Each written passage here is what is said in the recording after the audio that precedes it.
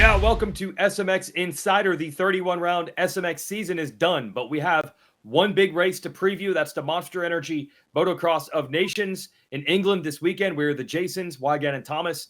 And JT, yeah, 31 races not enough for you. You went to Spain for the MXGP closer, and you're gallivanting through Europe right now. Couldn't get enough. I wanted to go see that MXGP finale, and it absolutely delivered, but I have to tell you, Weege, they had business to finish there.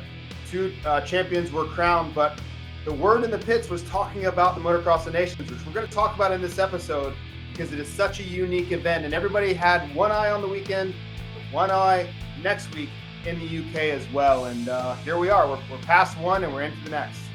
Yes, so congrats to Prado and DeWolf. Those are the champions of MXGP and MX2, and now they go to the Nations. And we'll try to explain this as best we can. It is a totally unique event. It's easy to say, yes, this is the Olympics of Motocross. It's country versus country.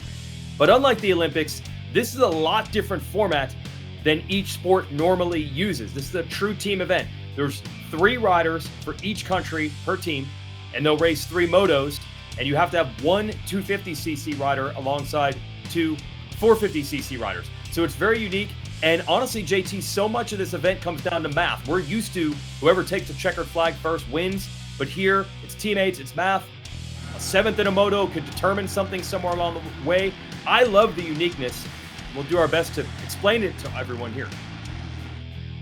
Yeah, I think this is the one event of the year for these riders where it's truly a team sport. You know, we say riders are on the same team, but they're really not. They're racing individually, and they happen to be sponsored by the same OEM or the same people, but they're out there racing for themselves. This is not that. This is them coming together to race for their country, and their score all counts as one. So it is such a unique event. You're going to see everyone out, you know, with their patriotic colors. No matter where they're from, they're going to be coming out of the course to cheer for their country. And you're right, there is no other event on the calendar that is similar to this. Now, the obvious thing, this is an American-based show. We will be talking about Team USA in a moment. But let's not forget, JT, that there are many international riders we see race here every weekend. The Lawrence brothers, Ken Roczen, Tom Vial, the list goes on, who will also be a part of it. So there's a lot of familiar names, even though this is a race taking place in Europe. Yeah, that's the interesting part, is you're going to see a lot of names that maybe you're not familiar with, but you're going to see a lot of the usual suspects. Guys like Ken Roczen, who happens to be from Germany. We kind of think he's American because he's been around for so long, but he's going to be representing his home country at a race like this. And also, this is the only time of the year where these guys go head-to-head. Jeffrey Hurlings and all the names of MXGP, they're going to go head-to-head with even Jett Lawrence from Australia, who's been dominating in America, but also the Eli Tomacs from America too. So it's really a smorgasbord of all of the best talent from around the world representing their individual country. But again, it's the only race of the year where they all go up against each other, and that's where the bragging rights come in. Yeah, that's why we love it so much. Now, of course, building a team is not that easy when you think about all the ins and outs of getting your 3 best riders to be ready and healthy at the same time. And that was the case with Team USA this year. A team was announced. We essentially knew, probably leaving Ironman, who the team would be. And then 2 of those riders end up not being able to race. Chance Hymas with a knee injury, and then the heartbreaker for Chase Sexton, who hurts his hand at the SMX finale. Somehow, some way, instead of this sliding into what could be called a B team or a C team, you got Cooper Webb and Eli Tomac to take those spots. That's an incredible rebound alongside Aaron Plessinger. And throughout the course of the playoffs, we've had a chance to talk to these 3 about representing the red, white, and blue. What's up, everybody? It's Eli. I want to let you know that I'm in for Team USA. As you know, Chase got hurt last Saturday night in Las Vegas, so I'm here to fill that spot. So it'll be myself, Cooper, and Aaron. We'll be all in. We'll be giving it our best effort, and we will see you out at Matterley Basin representing the Team USA. Man, I definitely believe we got a team this year that can really do some damage. I mean, we did all right last year, but I got to get some revenge from the second moto from last year. So I'll be more than ready. I'm in such a better mindset than last year, and I'm in such a better place than last year that I'm really excited to go this year. Man, it's pretty wild. It really is how it all turned. And yeah, I got the call Wednesday. I had just finished riding, and I think they had called about Justin originally, but he's hurt and stuff. And so they asked me, and I'm like, hey, I'm all in. It's been a long time since I've ridden a 250, but this is the opportunity of a lifetime. I feel like this is a race that suits my style, a very pressure-filled race. And you got to have a lot of grit, and I feel like I'm the man for it. So we'll see. We're going to get back from Vegas, do a lot of prep, but I'm excited. That Star Racing 250, it's probably the best bike out there as far as the 250. So I'm excited for that, excited to be with Chase and AP and do our absolute best. It's an honor, and I'm going to give it my all, and yeah, hopefully we have a great result. Okay, 30-second board. This will be your rundown of everything you need to be watching for at the Motocross of Nations, riders and teams and formats that are familiar but also not familiar. I'll give you the brief on the format with our 411, JT. It's a 3-moto format, and each team has 3 riders, and 2 of the 3 compete in each moto. And to me, one of the things that always rings interesting in this event is 2 of the motos, you will have 250s on the track with 450s, and they all count together as far as the overall is concerned. And that's totally different from what we see at any other race. Yeah, you're exactly right. So 20 riders will consist of each class. You double those because of the overlap, makes up the 40 in each class. So it's a constant change of who's out there together. You have 250s versus 450s. And then the open guys, which typically are 450 riders, will be jumping in there as well throughout those motos. So it really gets interesting because you're going to have guys like Cooper Webb on a 250 battling, these unique races that we don't see any other time of the year. Yes, with the 3-moto format, the lowest score wins, kind of like when we have a Triple Crown race in Monster Energy Supercross or a 2-moto overall in SMX. It's Olympic scoring. So if you get a first place in a moto, that's 1 point, etc. The lowest score wins. Since you have 2 riders in each of the 3 motos, you get 6 moto finishes, but each team gets to drop their worst. So you take 5 of your 6 scores, and lowest score wins what is called the Chamberlain Trophy, and that is the world title at Motocross of Nations. Hope you can follow all that. Now we'll get into the track, and this track does have some history with MXON back in 2017 and 06. What are your thoughts on Matterley Basin in the UK? It's a beautiful racetrack. If it stays dry on the weekend, and that will be the theme. Everyone will be talking about, will it or will it not rain? Let's hope it stays dry. If it does, it's a track that I think will be conducive to Team USA. It's not one of the more eclectic, strange type tracks where riders are going to be searching for traction and they don't feel comfortable. This is one that they'll be able to get kind of used to very quickly. That's why you've seen Team USA win in 06. Now, 2017 was the opposite. It rained the entire weekend. Those are the conditions that I think would really go against Team USA. But if you're looking for a track that the guys can get on for the first time, because remember, none of their riders have ever ridden this racetrack before.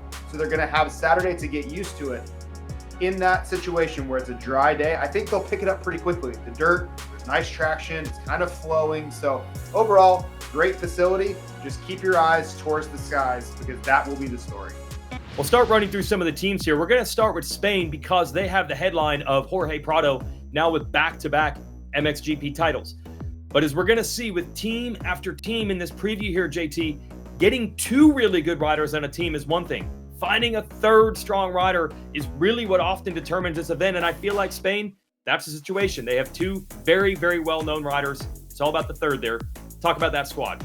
So for Spain, they have, as you mentioned, the back-to-back MXGP world champion. That is a huge coup for them. You can almost guarantee he's going to be at the front every single start, and he's going to put a good result on the board. Backing him up, Ruben Fernandez, who is certainly capable. He's been a little hit and miss, had some crashes, but he is a good starter. He could rise to the occasion and be in the top 5 all day long as well.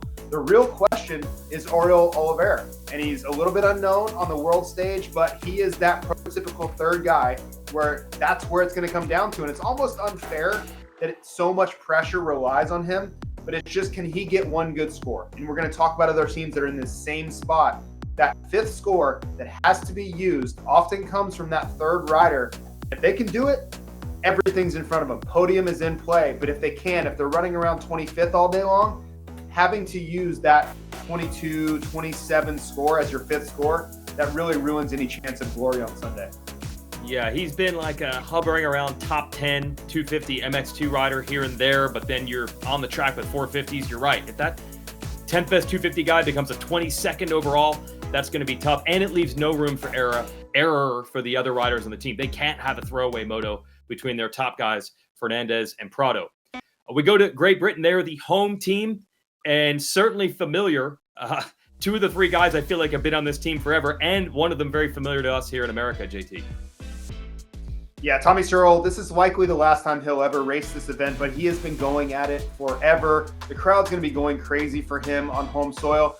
The other two guys, they're very capable. Conrad Mewse has been battling Jeffrey Hurlings for the British Championship all summer long. And you think about this, the track that all three of them have ridden many, many times. And the third rider was Max Anstey. He went 1-1 the last time the Motocross of Nations was at this event in 2017. He will have his very capable Monster Energy Yamaha Star Racing motorcycle in England to race the MX2 class.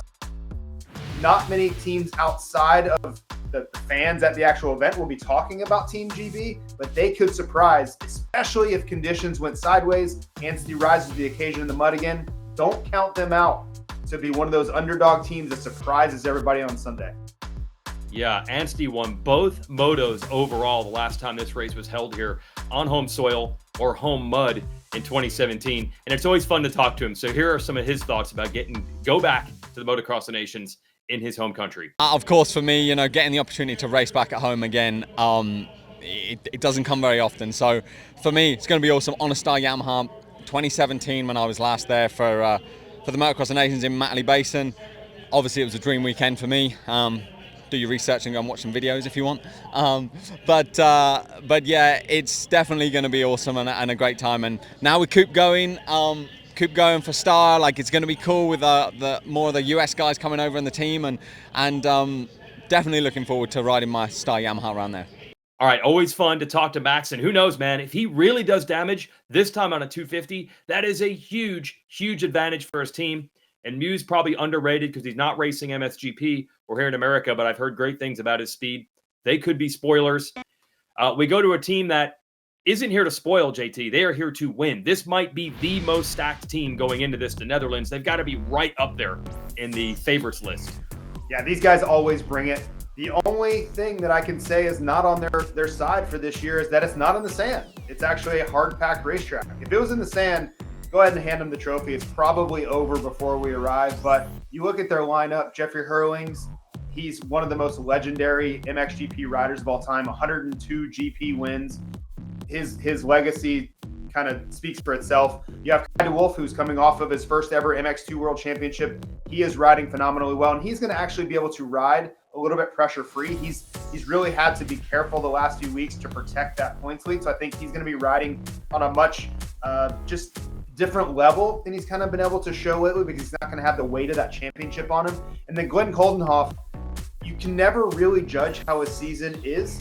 No matter what he's doing throughout the season, he's going to show up at this event and be absolutely lights out. Go back and look through the history of this event. Glenn Coldenhoff brings his A game every single year to this event. He dominated in Redbud. He dominated in Assen. He is one of the biggest gamers in the history of this event. So if you ask me right now, who am I looking at to win this event? I would put Netherlands right at the top. Maybe there's another team in here or maybe two you have to look at, but Netherlands has to be front and center. Yeah, and a lot of that is because they have the good fortune that, for example, Hurlings and de Wolf are healthy and ready, and that's not the case for all the teams. We already mentioned Team USA and the problems they had fielding a team, and Belgium was set to be one of the youngest but also fastest teams in this, and they too lost two of their three original riders. So they're patching it together now.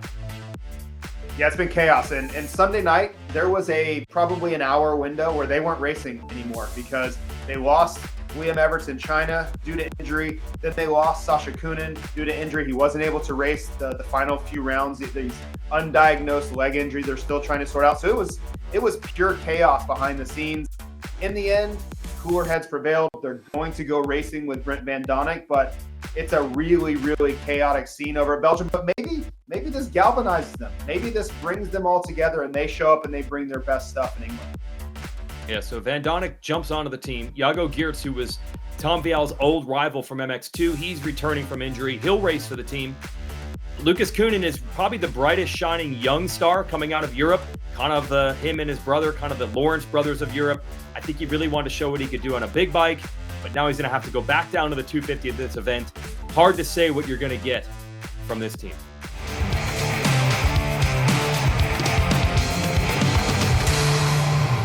Now time for the SMX medical update. This is a hot topic. We have Dr. Joe McGinley from the McGinley Clinic here. People have been talking about Hayden Deegan's wrist surgery and not being able to race Motocross to Nations for a while. And thanks to our friends Ricky Carmichael and Ryan Villapoto, we actually have an update from Hayden himself. They got him on the Title 24 podcast. Here's what Hayden said about the surgery that he had done this week. Okay, so they have 2 screws in there. One is sticking out a little bit. They weren't able to pit it all the way into the bone. So it was actually bothering me pretty bad, like all year. I was going to ask, like, yeah, was it like, did this thing like kind of irritate you all year? And was there ever a time like throughout the season outside of Supercross where there was times it was bothering you that maybe no one knew about? You know? Yeah, there was definitely days where I was in a lot of pain during training and after races. I mean, dude, those outdoor nationals, when I'm sending it, jumping to flats and stuff, you know, trying to win these races, and then after the race, I was actually in a lot of pain. Like, it did hurt pretty bad. And that's, I mean, it's just a lot of stuff people don't see. And obviously, I'm not going to, during the weeks, during outdoors, be like, yo, my wrist is hurting really bad, because I'm not trying to give anybody any confidence. That's the same reason I try not to tell anybody before Supercross. But, yeah, then after SMX, I was like, I got to get this screw out because I'm not trying to deal with that nagging. So they went in there and removed that screw, and there's also some ligament damage and stuff from that screw sticking out a little bit, so they had to go there and fix that up a little bit. But that's why I think, you know, that my recovery is going to be a little longer than everyone expected. It's not just take a screw out and I could be riding in 2 weeks. I actually do have to take some time off and recover the wrist, because there was a little bit of damage in there from having that screw. Okay, so there you go, screws and then some ligament situations there. So what sticks out to you, Dr. Joe, when you hear that? Well, it made a lot of sense. The explanation that Hayden gave really provided the detail on why he's missing the Motocross to Nations. Typically, he's right. If you just get a screw out, takes maybe a week or so to heal, you can typically get back on the bike. But when he injured the scaphoid, it was before the start of the Supercross season. They put 2 screws in to make sure that scaphoid was stable. And unfortunately, one of those screws was sticking out. So believe it or not, he's been riding the whole season with a screw sticking out on that bone. It was causing some irritation of his tissues, and he reported that there was some ligament damage in the wrist. So the ligament damage, that's the key factor in him not being able to race that Motocross to Nations. So not only they take the screw out, they had to address that ligament damage as well at the same time. Appreciate it always. We'll get you back for another one. Maybe we won't have so much bad news to report one of these days. Hopefully just success from the Motocross to Nations and no injuries. That's what I'm hoping for. All right. Thanks, Dr. Joe. And now we look to Team Germany. We've mentioned several times here, it's easy for teams to find 2 good riders. The third rider is often the weak or strong link. And Germany won this race one time about a dozen years ago because they had 2 really good riders and one other guy was able to get a 9th in a moto. And that might be the pathway for Germany again, because they have 2 very good riders. One, JT, that's familiar to fans with Ken Roczen. We know he's going to show up for this event.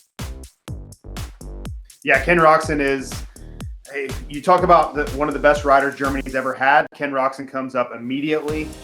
He's backed up by Simone Langenfelder, who is a top 3 MX2 rider. So they have 2 heavy hitters. And then the third rider is a name that if you mention him in Germany, everybody would immediately know, Max Nagel, but maybe not outside. Maybe some American viewers going to wonder who this Max Nagel guy is. This guy's an MXGP regular. He was former factory Honda HRC. He's still winning German national championships to this day in his 30s.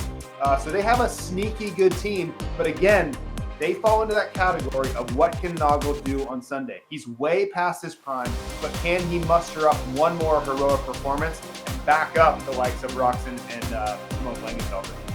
And then we go to Team Australia. I believe, I don't know if they're the favorite, but they have to be the most intriguing entry on this list. The ceiling is so high.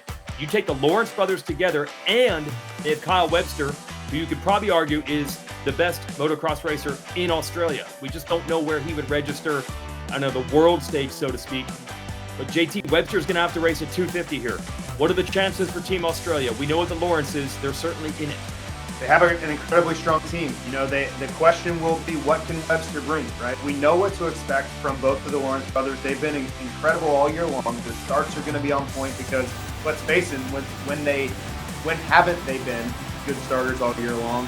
But the real question is, can they get it done? They've never won this event. The history of this event, Australia has never won. So that comes with a lot of pressure. That comes with a lot of expectation. And for a guy like Kyle Webster, he's going to be feeling that pressure, knowing that he's the third guy. But again, he's arguably the best domestic rider Australia has, right? He's winning all the races down under. He's getting a factory Honda HRC 250 on the weekend. So they're doing everything they can possibly behind the scenes to set themselves up for success. It's not going to be an easy task, but if you had to ask me when are their best chances to ever win this event, I would have to point to now. So let's see if they can get it done, but this is about as good as it's ever looked. Yeah, and credit to the Lawrences, who basically moved Webster into their spot in Florida, and he's been riding a 250 to adjust. Like you said, Team Honda rolling out the factory bike for him. They're giving it everything they have. But sometimes luck is a factor in this race, and it brings us to a different strategy for Team France. So much of this race you think is just about star power. France is a different way of going about it, JT. It almost doesn't matter who's on the team. I don't know if it's infrastructure, organization, strategy, whatever it is. No matter who France has, they're always in this. They have been the most successful team, I think you could argue, over the last decade. And they have the same three riders that won this race last year. Yeah, it's all of those things you said, Weege. They really kind of take this to an art form. They're really, we hear all these riders, Marvin Musquin, crafty, right? You always throw that word around. This is where it comes from. These guys live that out. Their team manager, they have a team coach of Gautier Paulin, who's won this event many, many times. They truly look for just winning in the margins. They look for the little edge everywhere they can. They have group training sessions where all the riders get together, train together for this specific event. So they have camaraderie when they show up. They just go about it a different way than everybody else. I would argue that they're the most prepared. They come in as truly as a team. And usually on Sunday, you can see that show up in the results. So nothing's a given. They're going to have a whale of a task to beat the teams we've already mentioned, but they have to be one that you're looking at, right? The smart money might be on France on Sunday. Hard pack, which is their forte, sets up pretty nicely for them. And now we get to Team USA. We mentioned at the top, it's not the original team of Sexton, Hymas, and Plessinger. Plessinger seems pretty happy with the progress of his shoulder. He's at least not injured enough where he had to drop from the team. He's racing, he's fine. The big change was Hymas is out. And then we heard some crazy options that the team was exploring in the 250 class. But huge credit to Cooper Webb for doing what no one else has been willing to do for a long time. A 450 rider willing to race the 250 for the team. And I believe if Webb's not on the team, then Eli Tomac doesn't sign up to replace Sexton when Sexton gets hurt 2 weeks later. So to me, this all revolves around Webb. We'll get into that a little bit deeper with Clinton Fowler and our stats. But when you look at these three, JT, is this team as strong as everyone else? Can they win this with this lineup? Can they? Yes. I think they have an uphill climb here. They have some things to deal with. None of these riders have ever ridden this racetrack before.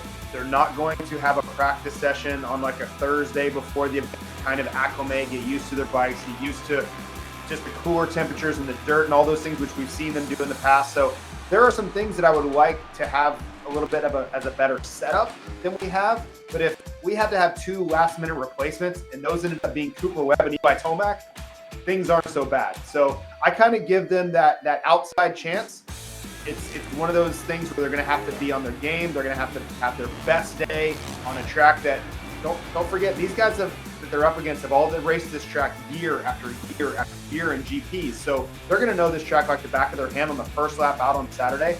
They're gonna and Team USA is going to have to figure all those things out. Settings, all those things are going to be new for them on the weekend. So it's not going to be an easy thing. But hey, I don't think they'd want it any other way. I know Cooper Webb feels like he has some unfinished business from 2016 in Majora. And Eli Tomac, go back and watch those SMX races and tell me he's not back to form. So if you had to set up a situation where we were in dire straits of trying to put a team together, we just need 3 people out of 300 million. And these are the 3 we landed on. I would go to battle with those 3 anytime. Well, yeah, we've seen before where when one rider gets hurt or can't participate, the whole thing starts to go sideways, which brings us back to the Matterley days in history at this event. Now, 2006, Team USA actually won the race at this track. Those were some glory years in the middle of a big win streak. Ryan Villapoto, James Stewart, Tim Ferry, they did a great job. that year. I mean, those are some big hitters, right? 2017, and also I'm going to mention Donations last year in his example how it can go the other way. 2017, the squad had a tough time even fielding the team, and they were pulling riders that, well, they picked Thomas Covington because he was an American racing in Europe. It was just the easiest way to do it. Cole Seeley, I think, was 5th in 450 motocross points he raced. So it's an example of how quickly things can turn sideways. That 2017 year was not great for Team USA at this track. Yeah, I still, my feelings are still hurt from how poorly 2017 went, but that's what this race is. If you're not prepared, you don't put your best foot forward, and you don't show up on Sunday the way you need to, you will get embarrassed at this event. These riders, they're acclimated to this, right? They're coming right off of the final round of MXGP. They are firing on all cylinders on a track that they know very, very well. So I love the challenge, and I think if you ask Eli Tomac and Cooper Webb and Aaron Plessinger, are they up for a fight? They would tell you yes immediately. That is who they are as people. They're going to get one on Sunday, and yeah, we'll see where it shakes out, but it is not going to be an easy day for them. Yeah, just respect for these guys, Webb and Tomac, and their team, Monster Energy Yamaha Star Racing, for stepping up and making this happen, because we've seen many years, including last season, where as soon as the top guys go out, you don't even get the second level guys. We had Christian Craig, who didn't even race motocross last year with injury, filling in at the last second. This is a solid team. We'll see how it goes. SMX Facts Time, MXON edition. Let's bring in the statistician, Clinton Fowler. For American fans, I think the biggest intrigue here is Cooper Webb on a 250. Cooper Webb has barely raced motocross the last couple of years due to injury. How might this go? Give us whatever data you can find on Webb. It's been a few years, Weege, but you got to look at Cooper Webb's 250 career and be pretty impressed. 3 titles, 2 of them in Supercross, 1 in Pro Motocross back in 2016. He won 26% of the races he entered on a 250, and he was on the podium for 53% of them. So an impressive 250 career. JT, I think about this, and it's his first trip to MXON on a 250. Can he bring it home this year riding that 250? Yeah, there's a lot to unpack there. You think about all the reasons why it won't go well. He hasn't raced a 250 in a long time. You could argue this summer didn't really go to plan. SuperMotocross really didn't go to plan. So he doesn't come in with a lot of momentum. But the upside is he has arguably the best 250 that Monster Energy Star Racing Yamaha is absolutely capable. We know that. And he is one of the most headstrong riders we've ever seen in the history of the sport. So a guy who has something to prove, coming off of 2016 in Majora, he still wants to right that wrong. So a guy that is that determined to come in and be his best self, a last-minute opportunity that he didn't plan on, I think that's the best part about this situation that I like, is that who Cooper Webb is as a person, and the opportunity in front of him may outweigh all of the other challenges that I just mentioned. Now, other stats we could talk about here. Team USA has actually won this event more than any other nation, actually by quite a bit. They haven't won quite as much recently, though they did get it in 22 on home soil of Redbud. So that's intriguing. Dive a little deeper, though, into the great history of Team USA at this event. Yeah, I look at it, and I think the thing to celebrate here as an American fan is the riders that have won as a team the most. And in this case, you got to give the nod to Jeff Ward, who's got 7 motocross designations. If you add the trophies designations, he's got another 2, so he's got 9. The winningest of all time. Just an incredible motorsports career for Jeff Ward. He got second in an Indy 500. I mean, just tough to match that, right, with the number of victories he's had at MXDN. But the one that I'll actually call out here when you look at the top 10 winningest team riders for USA, you got the Title 2-4 tandem, Ricky Carmichael and Ryan Villapoto. RC, 3 of 6 victories as a team in the times he's gone. Impressive. RV, absolutely amazing. 4 times he's gone, 4 times the team has won, and 4 times he's won. So impressive when you look at these guys having 17 victories in the 10 visits that they went to. And the one, JT, that sticks out for me, 2007, Budds Creek, RV on a 250. We're talking about a 250 with Cooper Webb. RV on a 250 goes out and wins both motos, wins against the 450 riders. Absolutely incredible. And the topper to this for me, is Ricky Carmichael. His final race, he rode a partial season in 2007, and he goes and wins that final moto, JT. Yeah, that 2007 day was one for the ages. And I remember standing alongside of the racetrack, just blown away at what I was watching, because I expected Ricky Carmichael to go out and win, even though he was kind of in the twilight of his career, wasn't 100% on that day. But Ryan Villopoto just smashed everybody, full shine, and was never challenged the entire day. So it was one of the most legendary performances in the history of the event. And then Tim Ferry put in one of the best rides he's ever had to back those guys up. So it goes down as one of USA's best victories ever. And then you look at all the struggles they've had on the back side of that. We went 10 years without winning that event. From 2011 until the 2022 event at Redbud, we didn't win at all, let alone dominate. Forget 2007, we couldn't find a way to win the event at all. So hopefully Team USA is getting back on track. You know, last year wasn't a banner year for the team. We'll see how we fare this year. But yeah, that 2007 day is one that will go down in infamy. Thanks for the data, Clinton. We're going to miss you. We're going to be in England. Come and hang out with us at this race one of these years, man. Yeah, absolutely. It's on the bucket list. Got to make it there sometime. Okay, before we wrap up this episode, everything we've done so far really has been talking about the team element, and that is a team race, and the team ultimately hoists the trophy as the winner. But there is another part of this race. This is often where stars are made and reputations are earned or broken on an individual level. JT, the final moto this year will be both 450 riders from each team. Might be all-time stacked. And I've got to think that team regardless, everyone's looking at Jett Lawrence, these MXGP guys, and saying, I keep hearing about Jett. I keep hearing how good he is in a 450. I want to beat this guy. There are individual honors and ego up for grabs here also. Yeah, they hear about this a lot, right? They're big fans of SuperMotocross. They watch every weekend. And yes, Jett Lawrence has kind of taken the world by storm, but they have their own series and their own egos, and they fancy themselves as the best riders in the world too. So this is that opportunity where everybody's going to have all weekend long to settle the score. Make no mistake about it, they all want to beat each other very badly. They want the bragging rights of walking out of that racetrack saying, I am truly the best rider in the world, and no one else can say a word about it because everyone is here. So that's what's on the line for next Sunday.